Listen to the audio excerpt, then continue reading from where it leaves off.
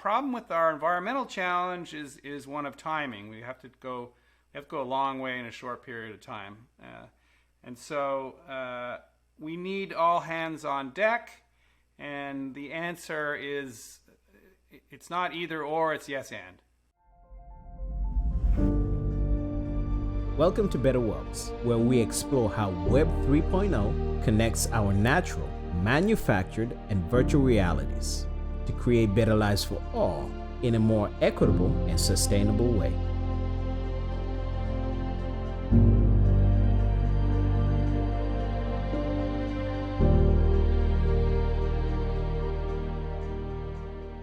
Welcome to today's episode of Better Worlds podcast. Today's guest is Graham Hill, one of the founders of Carbonauts, and he's on a decade-long multi-company mission to help humanity move into the bright green future.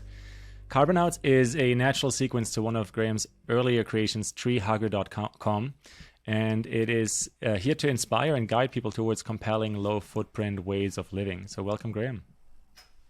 Thanks for having me. Excited to be here.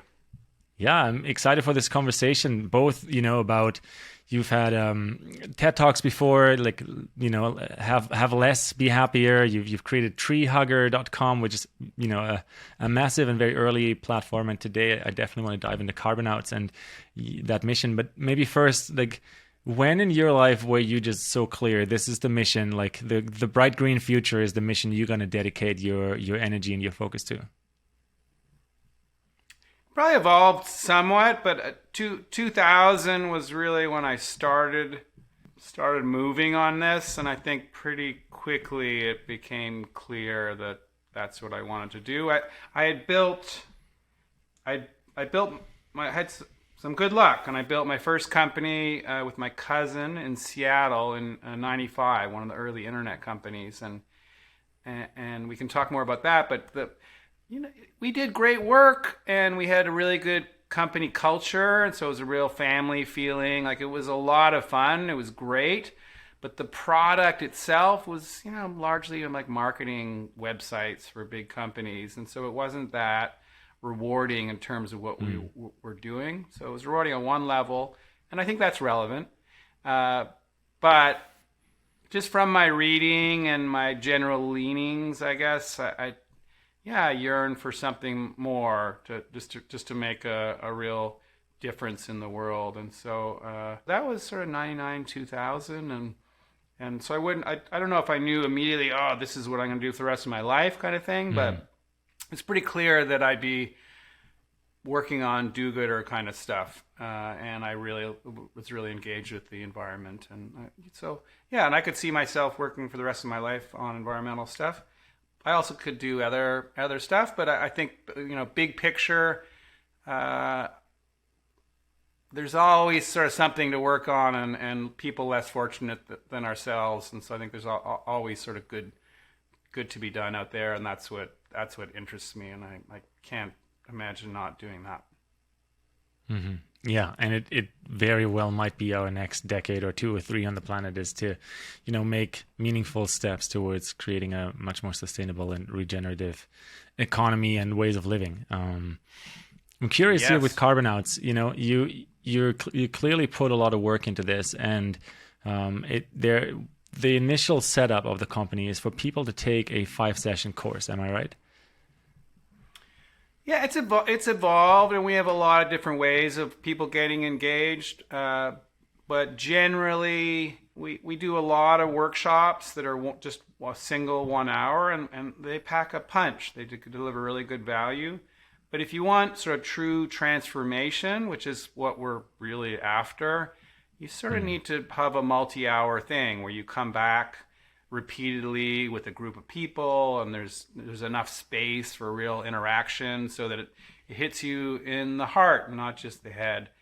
And so we have to make it so that there's an on-ramp for everyone. We're helping people move along their climate journey, and so you got to sort of meet people where they are. I think that's really important. But yes, our longer session is a 6 hour, an hour a week for 6 weeks. We also have a 4 hour, an hour a week for a month. And those are our preference. That's what we're really after, but it doesn't always fit into the corporate client's possibilities. Could be budget, or it could be, usually it's sort of time. So some of them can't do that, unfortunately.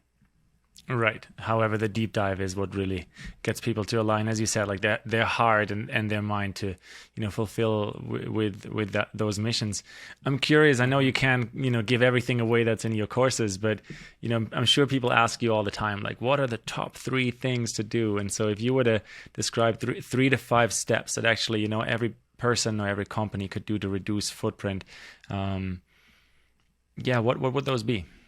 Yeah, happy to. We're not cagey about it. It's and yeah, that's part of our overall mission. Like, we're doing this because we just realize the average person there's a lot of information out there. There's a lot of misinformation out there, so it's really hard for your average busy person to know what to do. And so that's part of what we do. So we call them the Big Six. And I'll describe what those are. And so these are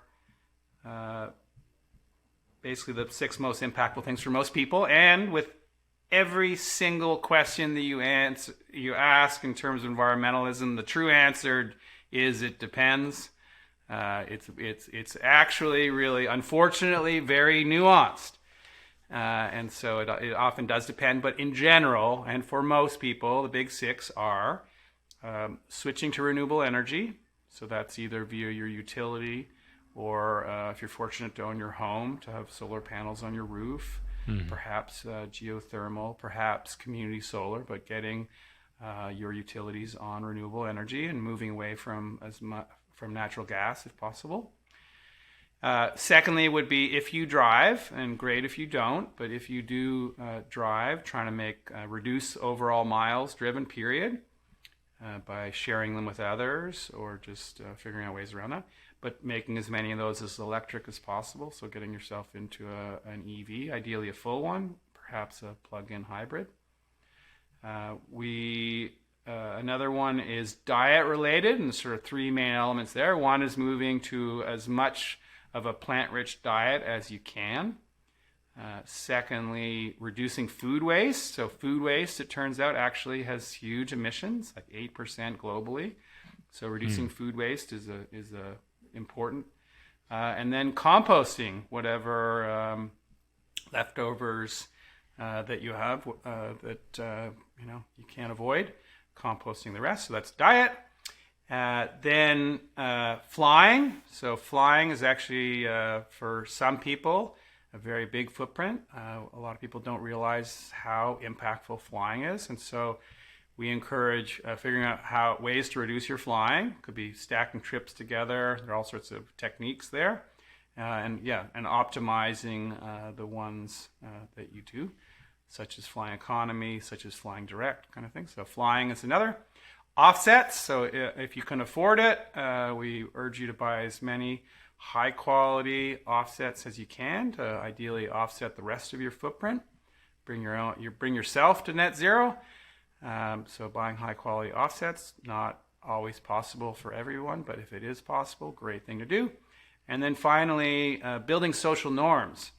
And a lot of people don't think about this one, but this one's really important. And so what we mean there is you want to share in a tactful, non-preachy, helpful, positive manner about the actions that you're taking and the stuff that you're learning. You might be asking questions, but we want to make it okay for people to talk openly about the environmental actions that they are taking or would like to take, and make it okay for others. So we got to build social norms. So the normal thing is for people to do the other big 5.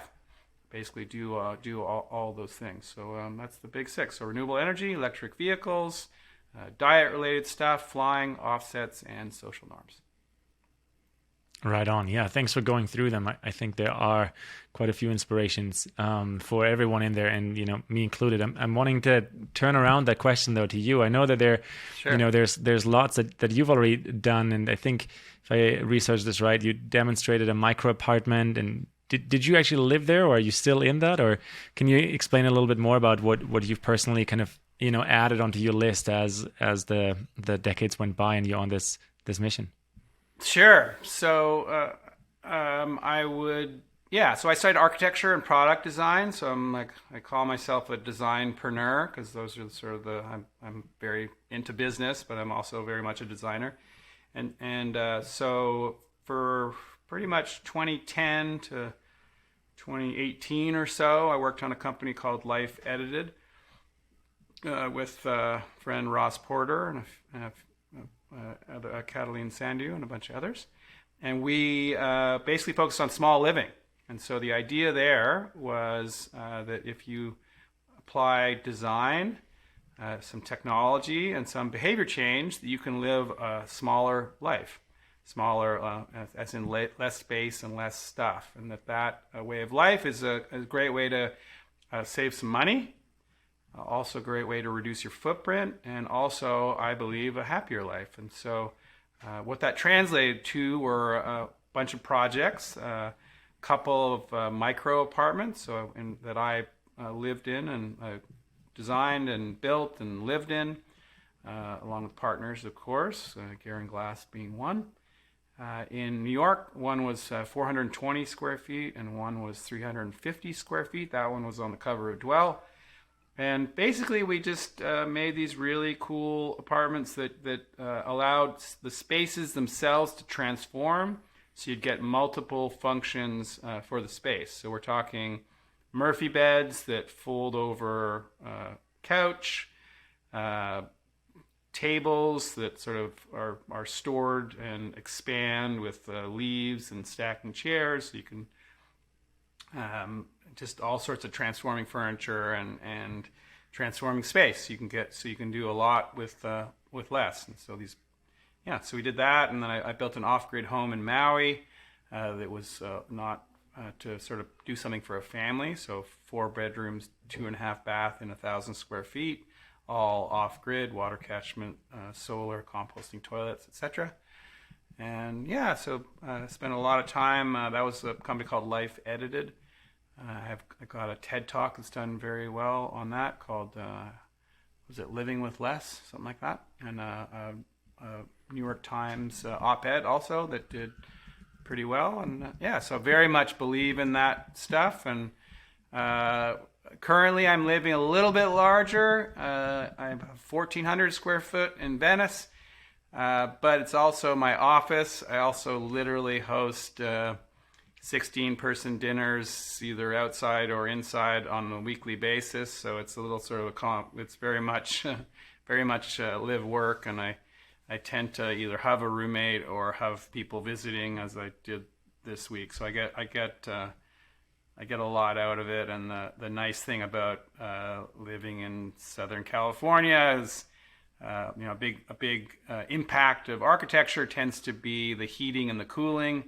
And here you basically need to do very little of either of those, if at all. And so they tend to be a little bit more efficient. But I'm trying to stay away from doing architecture because I love it so much, but it is an incredible time suck. And I'm very focused on the Carbonauts. So. Yeah, it's a deep one, architecture, and like what's possible with that, and the building materials we classically use, and insulation, and all those topics. But I really appreciate you sharing a bit about your passion for architecture just as much. I have a question about the Carbonauts, and it's about what percentage of population, like living population right now, would need to actually adopt a lot of these ideas and suggestions that of lowering the footprint that you've already made and that's in your courses, for us to reach a tipping point where you think, okay, the development towards a climate crisis is just kind of starting to inverse. So listen, if we had a lot of time, if we had a couple hundred years, I think we'd be fine. Like, I think we things are bumpy, but in general, humanity has been making progress. Civil rights, animal rights, women's rights, like everything's been sort of headed in the general right direction, with some bumps, as we've seen as of late. But the problem with our environmental challenge is one of timing. We have to go a long way in a short period of time. And so we need all hands on deck, and the answer is, it's not either or, it's yes and. So this is not people, and probably people with vested interests try to propose that, it's blame it on the individuals have to do it, or it's the 100 corporations that have to do it, or it's the government. We're always trying to point fingers, interestingly, away from us so that we don't have to do anything. And the reality is we all have to get on board, and they all support each other. And so I believe that personal change is really important, and we can't have all sorts of great solutions if people don't take them up. And by taking them up, you put a vote in the direction of a positive solution, and you increase the volume, which allows prices to go down, and it builds the social norms, it gets other people on board, etc. So I think personal change is very important, as is governmental change, as is corporate change, but personal is important. I think intuitively everyone is concerned and cares. We have very high awareness. And if you get a population to about 25% on whatever topic, and intuitively, subconsciously, or consciously people know that it's sort of the right thing to do, that's when things tend to flip and the whole society starts working according to that new social norm. So I think we're roughly at less than 5% of people are sort of doing all of the new solutions and really engaged. And I think if we can build a movement around those people and get it up to about a quarter of the population, that's when the whole thing will flip really quickly. Once people sort of get, this is what we should be doing, and everyone seems to be doing it, and let's do this.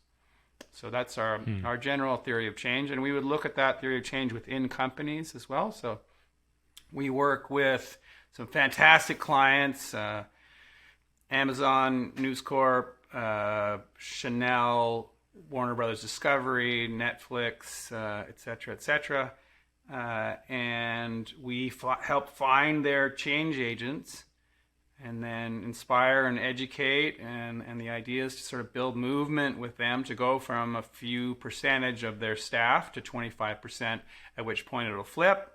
And then if you go up one level, it's companies. You get a quarter of all companies working in this new way and with good net zero progress, etc. And that's when all companies will flip. So that's our general idea, our theory of change. Yeah, that is an exciting progression forward, because as you said, there is a bit of a pressure on in terms of timing, but at the same time, it seems like, people are at large getting a lot more educated. I'd love to talk about a few misconceptions around carbon offsets and renewable energy credits. And what do you think, being an expert in the field, like what are some of the most common misperceptions that people have out there? Well, I would say like a really important concept is that don't let perfect be the enemy of the good. And I'd also say that almost any area, whether it's carbon offsets or crypto or the stock market or whatever, there are going to be some bad actors and some bad stuff, but that doesn't mean that the whole thing is bad. And so in terms of carbon offsets, I think the first thing you want to do is work on reduction and make sure you're doing that. That's really important. So we cannot buy our way out of this via offsets.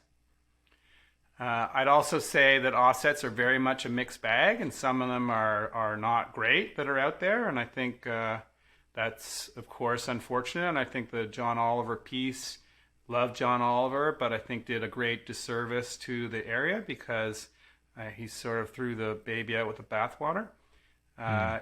For us, for most people, for most companies, it's not possible to get to a very low footprint. And so carbon offsets are an important part of the picture. So I can really go nuts and get my footprint down, but I'm still going to have some left over. And there are some really valid projects out there where my money, my offsets would actually support them and help really sequester carbon or stop carbon from being emitted in the first place. And so those are fantastic things to support. So an example of that would be refrigerant destruction. So all of our air conditioners and refrigerators eventually are going to end up sitting someplace rotting, hopefully in the landfill, but they could be elsewhere. They have refrigerants inside them that they will eventually leak, and those refrigerants are extremely powerful greenhouse gases. And at this point, there's no real incentive for anyone to do anything about them. And so they have nonprofits which will pull these refrigerants together, and they basically have a system to destroy them so that they won't be able to leak out into the atmosphere. And so there's just no sort of business incentive to do anything about it. So that is an example of an offset that's a great thing to support and makes a real difference, and makes a real difference now. And so it's really, really important. So yeah, offsets can have a bad reputation, and for good reason for some of them. So you want to be careful. You want to get third-party certified, and you want to pick certain kinds. But they're really important and are really going to make a difference. They're part of the picture. I'd also point out that despite being called the Carbonauts, obviously Carbonauts were focused on carbon, and that's our through line. There are many other important aspects of taking care of our planet and our species and other species that don't involve carbon. You can solve for carbon and still have a pretty crappy world. And so, biodiversity being just one of them. Perhaps microplastics being another. Though there are a lot of. We live in a very nuanced world, and there are a whole bunch of different parts. And so we do need to solve carbon. That's critical, and offsets are really helpful. And there's other stuff that we have to do as well. So it's not. There's no real silver bullet. We've got to do. Got to do a lot of things. Yeah, big time. I mean, the silver bullet phenomena is something we've explored in this podcast series quite a bit. That, our mind loves to find the one thing that fixes it all. And then the reality is that probably never even existed. And it doesn't actually exist in this context. And so understanding at least parts of the complexity, if not the entire complexity, is really kind of step one, right? To understand, okay, as you said, we could solve for carbon, but then we could still live in a dystopian reality, and biodiversity and the well-being of soil and the well-being of species, and maybe open space and biological reservations that just allow nature to also exist without major human influence. All of that could be part of a more beautiful world. I'm really curious here, because we talked about purchasing carbon or just climate credits in general already, and I think this is something people are really concerned about, that wealthier companies or countries even are just going to focus entirely on purchasing and kind of feel like they kind of get their have their balance sheet follow the right rules, but maybe it won't make a big difference. And so you just said it can, and it will. What do you think consumers and investors can do to influence the right direction of that, so that that is actually results in a really positive influence? Like, what needs to happen for that? Let's maybe drop in a bit deeper and demystify that specific topic here. Yeah. Okay. Sure. So, I think big picture, I would say what's important to realize is it is a little Wild West in different topical areas here. And there's a lack of sophistication in many, and that's part of just being early in us looking at this stuff. And so we have some, there are definitely some experienced people out there, but there are many inexperienced, and there's just a lot. There's still a lot of unknown, and we're going to get a bunch of stuff wrong for sure. And that's okay. That's not an argument for us to stop doing things. Like, we're going to get most of it right, and we'll get some stuff wrong, and that's okay. So keep moving forward. I think the journalists, and I think the public, and I think people that work in this area are all going to get more and more sophisticated. And so we're going to start to understand sort of what are good offsets and what aren't. And companies are concerned about their image. And particularly, as I understand, the youth are like much more focused on buying from companies that really care and are doing things right. And so doing things right does matter. And so we're going to get more and more sophisticated in terms of knowing what's what. And so the company that bought those super cheap offsets that didn't really make a difference are going to end up they're going to end up getting some bad press, and so we'll get more and more sophisticated, and journalists will get more sophisticated, and so we're going to get sort of better and better over time, and the market will reflect that in its pricing. And so an example would be in most places in the world, buying renewable energy offsets, that those projects are going to happen regardless, because they're great money makers. They just work. They don't actually need your money, typically. Not everywhere, always nuanced, but typically. And so those are not great offsets. And so, over time, the average person is going to know that. And so Company X that's claiming that they've gone net zero, but we know that they're buying those, they're just going to be called out. And so over time, we're going to get more and more sophisticated and head more and more in the right direction. When you say sophisticated, do you mean transparent in that sense? Because I know as we're recording this, COP27 just happened in Egypt, and this is one of the big topics that people are just worried about, transparency, and especially in regards to trades and carbon credits. I think we're maybe, a bit branded by the past where, companies were able to hide shady actions. Is transparency kind of the big key here? Transparency is huge. In terms of sophistication, I meant what I was meaning is just people will know the difference. They'll know, like, that's not a really good offset, and that is a good offset. So we'll get some sophistication. Now people they don't know. Just any offset could be fine. They don't really understand it. But more and more will, I don't know, you start learning about wine, and you barely know the difference between white and red, and then over time you can tell the difference between Syrah and I'm going to probably say a white wine and a red wine. So the different nuances of wine. I get you. Well, let's drop in on it a little bit then, because there are some industries and ecosystems that have like a very big potential, right? And maybe better potential for carbon sequestration too. But I guess, are you talking about like, if we just offset into monoculture tree plantations, Great that's example. like a lower grade than, let's say, an agroforest in somewhere in the global south, where we're actually helping people to make an income while they're also stewarding, a diverse forest.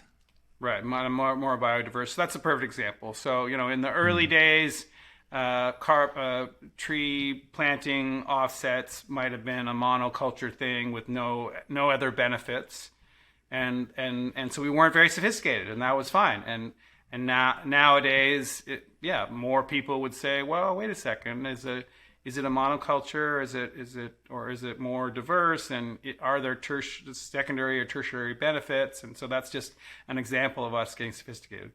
I would say on transparency, very important, and one of the most exciting things. And for me, I built my first internet company in '95, so I've always been very pro internet. And what I've always loved about it is just this idea that it would help transparency, that the good guys eventually would end up winning, because you can't hide the truth. And friend Dan Fishman from Regeneration VC just said that the other night, and I love that. Like, it's just like the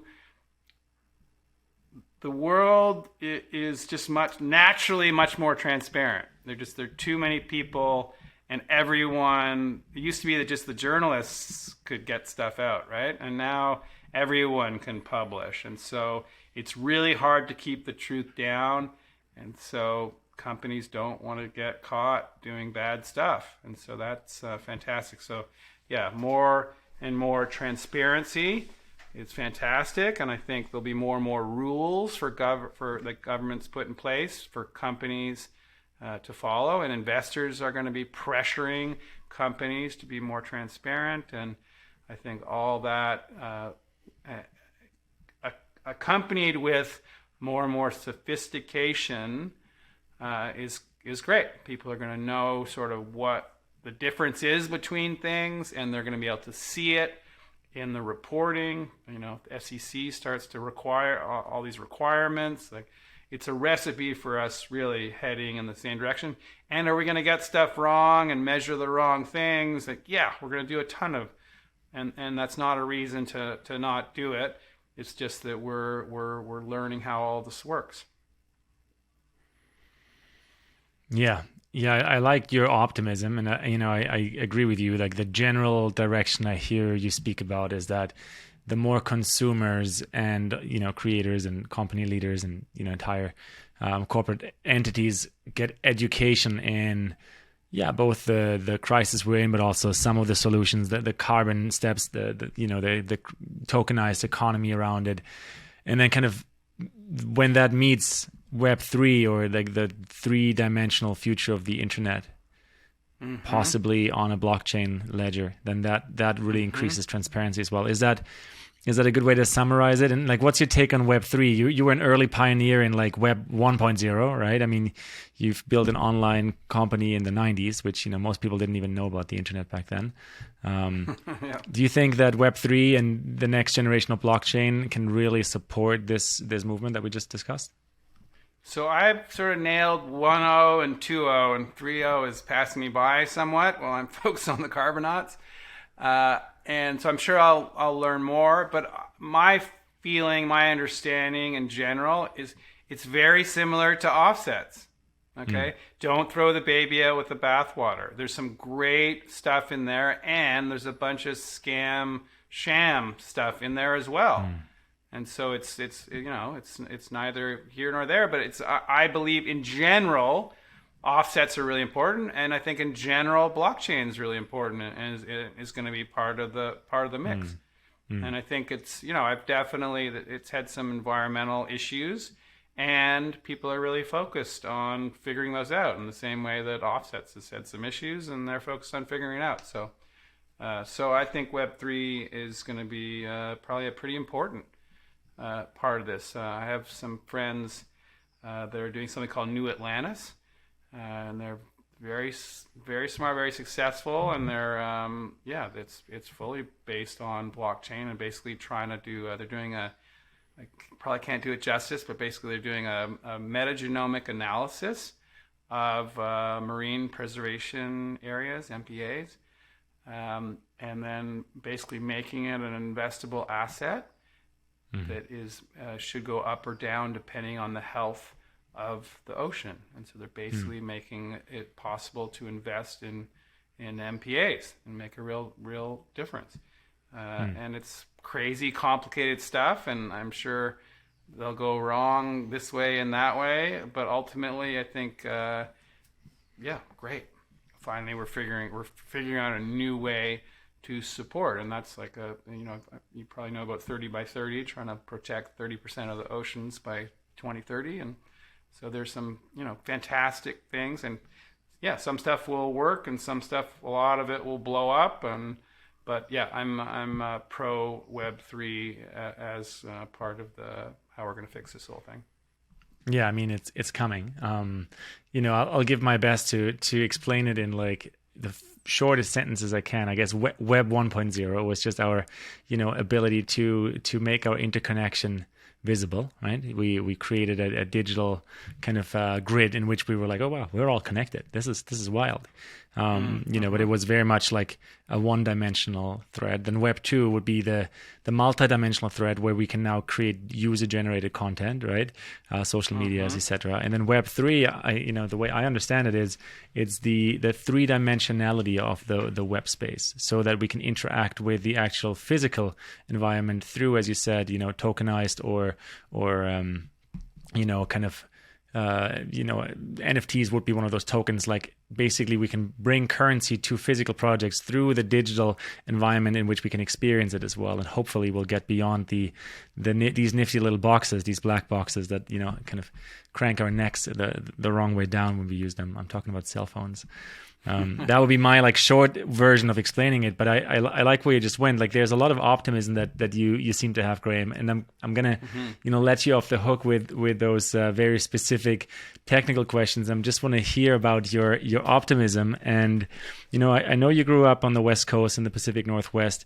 Where did that love for nature start for you? Where did you have like a story or like a first experience, a memory where you remember your connection with nature and that optimism for the natural world was really stoked?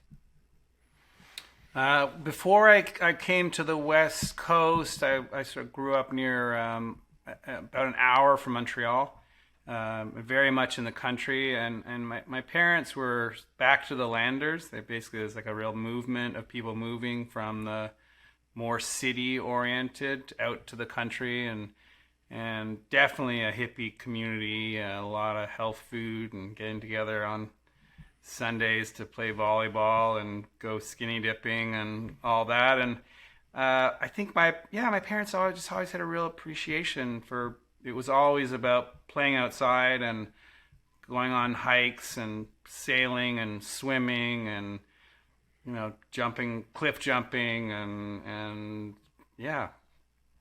knowing what all the plants were and getting mushrooms from the forest and having big gardens. And so I grew up very much on a dirt road in the middle of nowhere, very, very outside focused, and also just very conscious of energy. We heated with wood. We had like a wood stove. We had what's called a water jacket in our furnace, and then a well that was up the slope, so we have gravity feed. So in the 70s in Quebec, the power would go out a lot, and for us it didn't even matter. We could have a hot shower. We could cook food, like everything worked, even in the dead of winter. And so I think my appreciation for all that started there, and then I was very drawn to sports. Big skiing family, and ended up living in Whistler, Blackcomb for 3 summers in the fall. I worked construction up there, and it's just incredible. I had like the best summers of my life. Rock climbing, mountain biking, snowboarding up on the glacier, hiking, lakes. It was incredible. So I have very much into the outdoors, and just from probably my family and just experience. Beautiful. I love that you took us on a little journey across Canada there. And where does the optimism show up for you? Was that just the way you see the world, or just the way you see the trajectory of humanity? Or because I know not everyone is as optimistic, and I personally also have my way to consistently choose optimism as my worldview. But how does that work for you? I'm curious. I probably shifted somewhat. I mean, I think I'm largely here because I do have great concerns. I think these challenges, we're still we're not very sophisticated.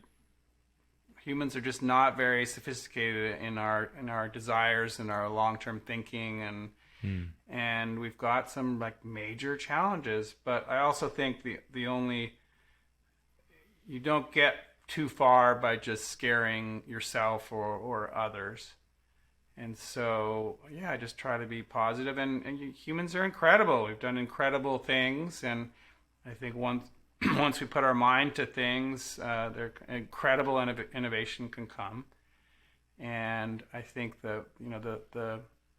in a way, we've sort of lost our way along the way. And so we got sort of confused about what makes us happy. And we tend to think it's about lots of space and lots of stuff, and the reality is just it isn't. And it's about relationships and about experiences, and we're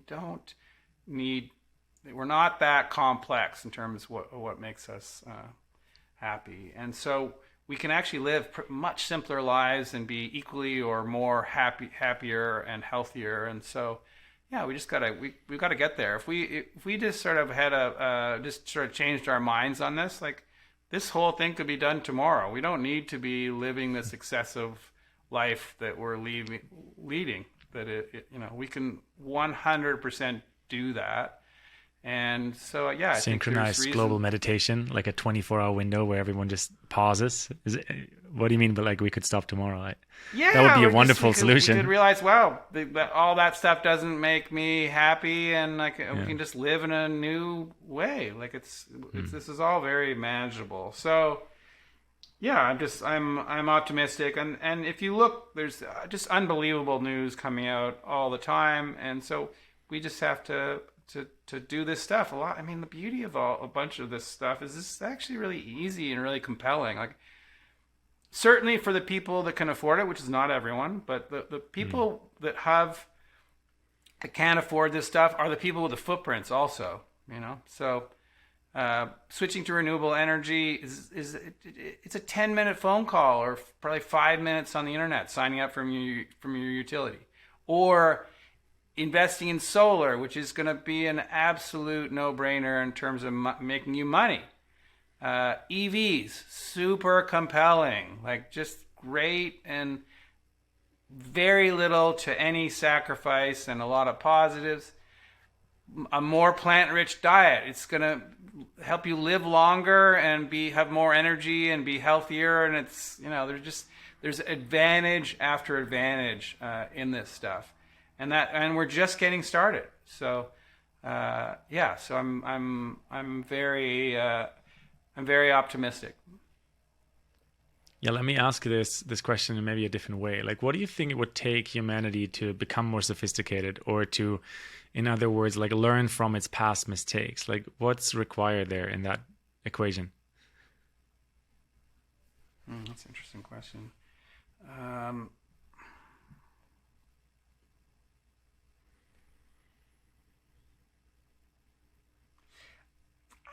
I mean, I think the way to change is social norms. Like, and I think this is perfectly illustrated by the madness that has happened in the past number of years, where we seem to somehow be able to move to a post-fact world. And what it illustrates is that it's all about your tribe, right? It's all about social norms. Like, that's what matters. And that's why people are able to believe stuff that just seems to be factually incorrect. It's because it's more important that you're in line with your tribe than you're in line with facts. And so it just shows the incredible power of social norms. So yeah, we care so much about what people think, and you can see it in just stupid fashion trends, you know? Like ripped jeans, like who would have known? And yet across the globe, like everyone, you know, just like, it's silly, but it's how we work. It's okay. And we just have to acknowledge it. It's okay. So social norms are really, really critical. And that's how we get out of this. We just build social norms, because ultimately, intuitively, subconsciously, perhaps consciously, people know that there's a way of living that just makes more sense, and we should be doing it. And so as there starts to be momentum, and you know, people just, you it's your group around you. If you've got 5 close friends and a couple of them start doing something that you just intuitively know it makes sense, you're going to be considering that. And that's what we need to do, but on a societal level. Yeah, I'm going to just keep throwing some questions for you here at the last part of our episode. I'm curious about, trust, because I find, social norms probably have a lot to do with trust. And so I'm curious, Graham, for you personally, what is required to trust and to trust someone? To trust someone, like a friend or something, or what do you mean? Yeah, I mean, the question is just like, what does the process of trust look like for you on your inside? If you can share about that, because I think trust is an easy word to use, but we all relate to it in a different way. And so, Brené Brown has been on this journey for a long time to understand what trust really is and to kind of spell it apart. And so, one of my curiosities is to ask, it's been hundreds of people at this point, just how trust happens for them and what the process on the inside is. It could be trusting someone, it could be trusting something, but the process of trusting. Well, I can answer it in terms of, I think, I was just talking about sort of facts, and I think that's about trust, and that's about your social network, your smaller social group. Like that's how that works, period. And so, you trust because the people around you seem to feel that way about that media group or that person or that, So we when we look to figure out our behaviors, we look around ourselves, and that's the way we tend to figure stuff out on average. And so I think trust literally comes from social norms. And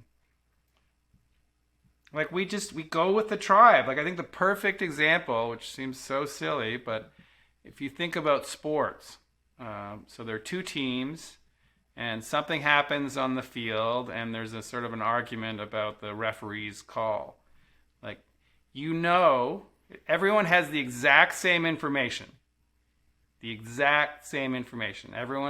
the fans, they're watching the game. They have the same information. But then if you look as to how what their opinion will be on the call, it'll be perfectly divided depending on to whose advantage it is. Right? So same information, you just go with your tribe. That's how it works, period. And so it's all about the tribe. It's all about the social norms. And so, trust is about, who your gang trusts, period. Yeah, interesting there, because it sounds to me that then as one big human tribe, there might be a few things that we want to, declare as like our shared topics. When we talk about climate, or we talk about pollution, or we talk about garbage, or whatever it is, like that might be a transcending topic between rivaling tribes into the one human tribe. I'm just kind of musing here with you at this point. But I'm with you. Why not, right? I don't think this is going to happen, but I think like the best thing that could happen would be for there to be some sort of alien race that somehow is against us, that we all have to pull together, that would put us all on the same team. Like if we could somehow the fight is involving us and the environment against the warring alien tribe, we'd all of a sudden we'd all come together, Jews and Muslims and Christians, and everybody would just come together, and that would be incredible. Like if we had like a shared enemy, as sad as it is, that would bring us all together. Unfortunately, I don't think we've any aliens are coming here anytime soon that we're going to be at war with. Yeah, fortunately or unfortunately, but I get your example. There's another big enemy of ours, and I think it's garbage or trash, and even just like what that word really means. And I'm curious, what's your thought on what we call trash, or the big picture of garbage and pollution? So I'm friends with Bill McDonough, and he and Michael Braungart did a great book called Cradle to Cradle, which many of your listeners will know of, and it's a real seminal book, and it's a very simple idea that there are two nutrient cycles. One is technical nutrients, and one is biological nutrients, and that we should just design stuff that way. So if it's in the biological nutrients, you make stuff that you can throw in the compost pile, and so there is no waste. Nature doesn't have waste, and so it'll just. And then technical nutrients should be in some cycles, so that we can, say it's a plastic or something. It's made of plastic, but then you can take it back and you can make that product again using the same stuff. And I think that it's that simple. So nature doesn't have waste, and that's the way we should be looking at it. And we've been living as if there's a way that we can just sort of throw stuff out and it just goes away and it'll never have an impact on us. But it unfortunately it really does. And really does, if we were 1 billion people, it might not matter. We might be fine, but we're not. We're 8 billion, and so we need to live in a different way. So waste is garbage. We just need to try to move the goal needs to be, how do we move past it entirely so that there's literally no waste, like every other of millions of species lives their lives. Yeah, I'm going to answer the question that you just said into this phase, like how do we move past it? I guess with social norms, right? Because if we were a billion people without plastic in part of what we produce, then we might not even recognize our own garbage. But 8 billion people and plastic, and then suddenly it's like very, very visible how much we've separated ourselves from the cycles of nature. And so that, hopefully we're just at the peak of the dark ages right now, and in 100 years when we look back, we're the generation that kind of figured it out finally, Absolutely. Yeah. And I think we'll also look back and just be amazed that we ate animals, honestly. And I said, as a guy who eats meat and loves it, but I just think we are living in an amazing, with amazing denial around that topic. I think I could easily see us look back and be, really? Why did was it something like 92 billion animals a year die for us? Yeah, those numbers are staggering. Yeah, I'm definitely we don't also actually need to eat them, and it really is very inefficient and is screwing up the environment and is not great for our health and is very cruel. I think we can easily look back and be like, what? Another one of those topics, just to kind of bunch them all together in my mind, is the education system at large. I went to school in Germany, but no big difference. I actually also went to school in Paraguay for a year, and lived in Canada now for a decade, so kind of got my feelers into that place a little bit. And my question for you, Graham, is like, if you could single-handedly or with a team of experts revolutionize the education system at large, what would you do?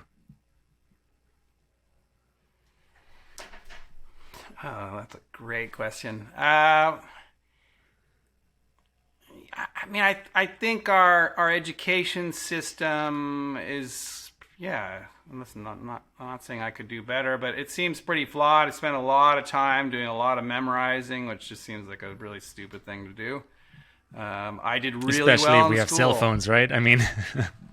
Right, yeah, particularly now. I did really well in school. Why? Because I'm really good at cramming stuff in, or used to be, cramming stuff into my head and remembering it for 2 weeks and never remembering it again. Like, I don't think that served me well. So I think that we could probably look quite differently. And, I think it would be mostly about sort of helping people find their passion and helping them to explore all sorts of areas and just understand sort of what part of the world they're most drawn to, and then letting them loose to explore those areas, such that when they eventually end up working, they end up in the right space. And I think the more people we have that are truly engaged. So I think I'd probably focus on how do you expose people so they really understand all that's out there. When I went to, I always wanted to be an inventor, and I ended up in architecture school. But at that point, you didn't even, the industrial design, product design, I didn't even know it was a thing. I didn't even know you could do that until I had a girlfriend named Allison Phillips who was in product design. And I was in architecture school, and that's why I found out, and that's why I studied it later. If I had known that, that's what I would have done in the initial. So I think you want to expose kids to the world, and then, help let them follow their passion and get involved, and then give them the tools. And it's not about memorizing, but just sort of, and I'd probably teach them a lot more basic stuff. I think there's some like basic life skills that just never get taught. I'd probably do a lot more on a lot more emotional intelligence and that sort of stuff. And I think there's tons of opportunity. Like human basic skills rather than basic math and physics skills, maybe. Yeah, I think there's some really, calculus I really enjoyed calculus. I'm nerdy, I don't know. But does everyone really need to do calculus before? But there's no thing on emotional intelligence or how to rent an apartment and figure out your bank account and lease and insurance, and I don't know. It seems like we miss a lot of the basics. Yeah. But I'm just talking out of my butt. I'm no education. Well, that's why I asked those questions, because it catches people a little bit off guard, and it's topics we all relate over, right? Depending on which tribe we're in, as we've addressed earlier. But it seems to be one of those many things, like, you know, if it's trash or pollution, or, you know, climate now has a bit of a different focus, but, you know, the education system is definitely one of them, where we just kind of take things for granted the way they are, and are not, you know, really incentivized to challenge them. And I think those times are over. And so it's really interesting to hear what you have to share, Graham. And I really enjoyed our conversation. I have one last question for you, and that's more like a visionary, a bit of a meta question, but it made me start this podcast 5 years ago. And it's basically, I want to hear your dream for humanity, and I want to give you a context for it. So, you know, at some point we will be the ancestors of the future generations. So if we were to zoom out right now on the timeline and go 7 generations into the future, and we know that those generations will look back onto us, maybe they'll shake their heads, maybe they'll forgive us. But what's your dream that you want to pass on to who's coming after us, and the dream that makes you act the way you do in the world? Well, I think we have to figure out how to make it. Is the first one. I mean, the real challenge, I think, is that you know, years ago, when it was sort of picks and shovels and very simple weapons and that kind of stuff, like, one person couldn't do much damage. In fact, a large group of people couldn't even do that much damage. But we have just the craziest, most powerful technology now, whether it's AI or bioterrorism or nuclear, or just, you know, viruses over the internet. So there's stuff that small groups of people or even a single person can wreak havoc on a great number of people, and I think that's pretty terrifying. So we've got to figure that out so that we figure out how we can make it. What would my dream? That's sort of very negative, I guess. You know, my dream would be that we just figure out what makes us happy and start to really design the world around it, and don't let our base desires and short-term outlooks affect us in such a way. Like, if we could just understand what really makes us happy and then design our world around that, I think it could be tremendously different. Like, we're doing a lot of stuff that actually really does not work for us. And so my dream would be that we would figure it out, because it's actually, I think it's a lot simpler. It's a lot simpler than we think, and we're spending a lot of cycles running after stuff that's literally destroying the planet and creating so much strife based on an imperfect understanding of what makes us happy. Money doesn't make us happy. You know, there's so many bazillionaires who are just Right on. Thank you so much, Graham, for your time, for your insights, for the work in the world that you do, and for sharing it with us today on the podcast. Thank you. Thanks. I really appreciate it. I'd love. We're looking for sustainability and HR people at large companies. So if anyone is interested to reach out and talk to me, I'm Graham at thecarbonauts.com. And we do some really great work in helping companies move their cultures toward cultures of sustainability, with the idea that if we get companies to transform, we'll get all companies to transform and help our whole society transform. So please reach out if you're interested. And for those people not in big companies, if you have climate anxiety, a great thing to do about it is to start taking action. Don't be nervous about where you start. If you want to listen to the early part of the episode about the Big Six, those are great places to start. But just pick something and get started. It makes a difference, and talk about it. Reach out, share, ask questions. Don't be preachy. Be positive, and get moving. And that'll definitely make you feel a lot better, because we need everybody on board, whether it's individuals in their homes, whether it's at work, whether it's the government, whether it's our neighborhoods, our societies. We need everyone on board for this one, and we should be able to pull it off. Right on. Thank you, Graham. Guys, go check out carbonauts.com. And until soon, Graham. Thank you. Thanks, Julian. It's thecarbonauts.com, just to make it complicated for everyone. Yeah. Thanks for that one. Thanks, Julian.